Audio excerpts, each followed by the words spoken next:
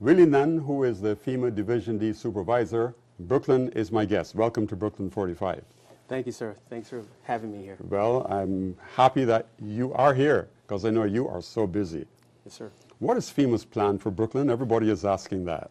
Oh, the plan for Brooklyn. First of all, I want to answer one of your first questions, is how do you get in contact with FEMA? And we must get that contact. It's everyone that's affected by this disaster, and is to register and dial that 1-800-621-3362. 1-800-621-FEMA. And that gets us started. Right now, as of today, as of the close of business yesterday, we have for Brooklyn, over 35,000 people have registered. That's how we get out and know when they're registering. Mm-hmm. However, we know there's a lot more. And when they register, in order to see what they're eligible for, an inspector is going to call them up and come out to their home. And that inspector will call them up, and make an appointment with them and come out to their home. Right now, in Brooklyn, I don't have the numbers totally for Brooklyn, but I have the numbers for all across this area. All across this area, we have almost 200,000 that have registered.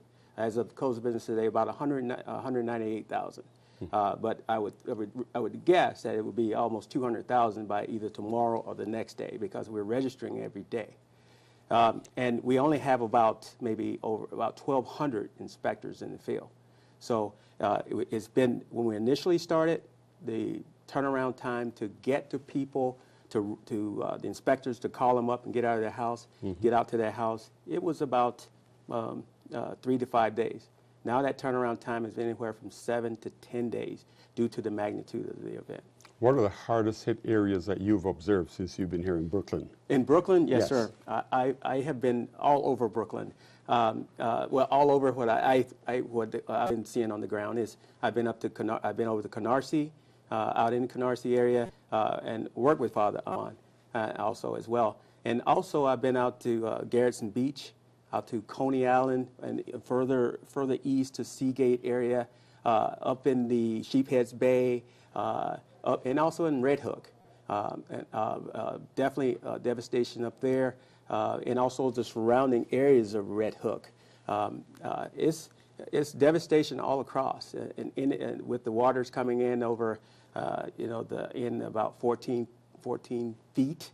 It's a lot of devastation I've seen across the area. And 14 feet, for people like me who haven't seen the 14 feet, seems to be unbelievable. Yes, sir. But they have been 14 feet. Yes, sir. I was on the ground in Seagate, and the areas outside of Seagate, out in Coney Island. Seagate, for instance, I walked through. I saw the front of a home. The front entrance of a home the back was facing the water. And I walked to the back, totally gone. The force of the water coming off the sea just destroyed the home. Will the hardest hit areas get preferential attention from FEMA? Well, what we do, sir, is that's why it's so important to register. One, we register, that identifies we have folks there so we can help. The second thing, though, is I have about 1,100 across the state. And I can tell you for Brooklyn, I have 156 community relation folks canvassing across the area as we get registrations in, or even if we don't. In the hard hit areas, I have them out passing out flyers. How do you register? Where do you go? And also in Brooklyn, I have 6 disaster recovery centers there as well. And one is in Father Amon's church. The Roman Catholic family, I probably get the church wrong. He will get me for that later. Oh, yes. Well, he'll be joining you. Yes, he will get yes. But I know him, so he was such a gracious person to let us use that, yes, and continue to use that as a disaster recovery center. And in those centers, I have my folks there, so when people register, or even before they register, they have face-to-face people that they can talk to about their claim, or they can register at that site as well. Plus, we have Small Business Administration representatives there. We have state representatives there. So it's almost like a one-stop shopping. How much damage must be done to a property to qualify for FEMA assistance? Well, that is not the amount of damage. Is first of all, the FEMA assistance is not there to make the person whole. It's there to help you have to help assist you to have a safe and sanitary place after a disaster. And normally what that is FEMA doesn't duplicate benefits like insurance. If people have insurance, we don't duplicate what insurance give you. If you have some other kind of help, we don't duplicate that.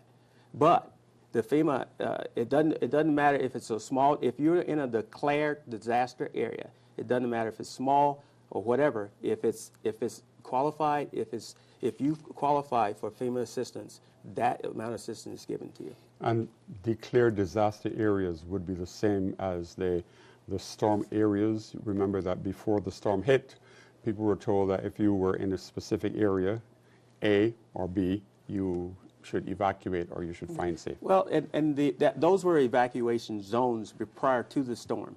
Mm-hmm. But with this storm, Sandy, with the impact of that storm, if you look at the inundation zones A or B, actually those are the areas that were declared. They're declared by the magnitude of the impact. And for Brooklyn, the whole borough was declared. But we only look at the damage, the specific damages in the individual's homes. We also look at the damage for the public infrastructure too, and that's a separate program. Okay, what kind of program is that? That's for government entities, the roads, public facilities that, and also private nonprofits that service the public. Those type facilities may be assisted. When FEMA comes into a state, and it's a declaration, we call it, that's been declared. That means that the state has, the governor has made a written request to the president. And the president, and we see the catastrophic event, and once the president declares it's a state of emergency, FEMA comes in support of the state.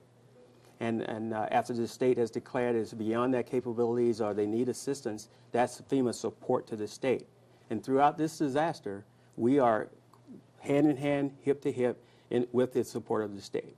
Is there a maximum amount that individuals are entitled to? Someone said to me something like $31,000. And you're almost to the letter, sir. It's $31,900 is the maximum cap. And let me tell you, last year was $31,400, so it's going up $500.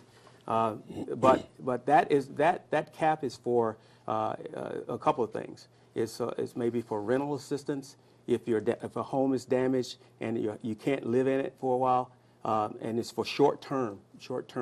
Up to that cap, we may be able to pay for to live in another hotel or some other rental place for a certain period of time while your dwelling is being repaired, or it may be for household goods, some of your household goods that may be damaged. In this event, across the whole area that been impacted so far, with those almost 200,000 registrants, we're giving out $421 million. 400 of that million is for that rental assistance, for some incidental household repair, and 21 is for maybe some household goods, and also for medical and maybe some other assistance, dental assistance. A number of my students have had their basements flooded. They have lost their textbooks, have lost their water, they've lost their notes, they've lost their laptops. Are they entitled to any kind of FEMA assistance? Well, students, Yes.